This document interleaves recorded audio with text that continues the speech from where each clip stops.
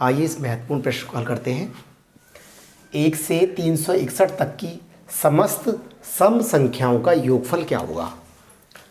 तो पहले ये निकालते हैं कि 1 से लेके 361 तक की सम संख्या कितनी है। तो लिख लेते हैं 1 से 361 तक की सम संख्याओं की संख्या। ये कैसे निकालते हैं? ये जो कि 361 है, विषम संख्या है, इसमें से अगर हम 1 निकाल दें और इसको 2 से भाग कर दें तो इसकी ये सम संख्याओं की संख्या निकल जाएगी। कितनी है? 1 से लेकर 361 तक। तो ये आया 360/2 बराबर 180।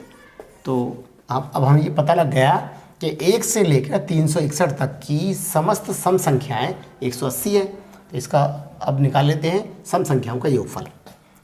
1 से 361 तक की समस्त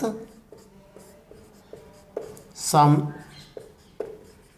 संख्याओं का योगफल। इसका सूत्र होता है निकालने का n+1, जहाँ n क्या है? ये सम संख्याओं की संख्या है। तो लगा देते हैं n = 180 और 180 + 1 ब्रैकेट में। अब 180 गुणा 181, इनकी गुणा कर लेते हैं। 1 0 यहाँ आ जाएगा। 18 × 18 के 8 हासिल 1, 18 × 144 और 1 145, तो हासिल 14। 18 × 18 और 14 32। अतः 1 से 361 तक की समस्त सम संख्याओं का योगफल 32,580 होगा। 13 से विभाजित होने वाली सबसे छोटी 3 अंकों की संख्या को 16 से विभाजित किया गया है, तो शेषफल ज्ञात करें। ये सवाल है। तो हम पहले ये देखते हैं कि सबसे छोटी 3 अंकों की संख्या कितनी होती है। तो 3 अंकों की सबसे छोटी संख्या ये कितनी होती है? ये होती है 100। अब ये कह रहे हैं 13 से विभाजित होने वाली। अब ये 13 से विभाजित होने वाली निकालने के लिए हम 13 से पहले भाग कर देंगे छोटी संख्या को, 3 अंकों की।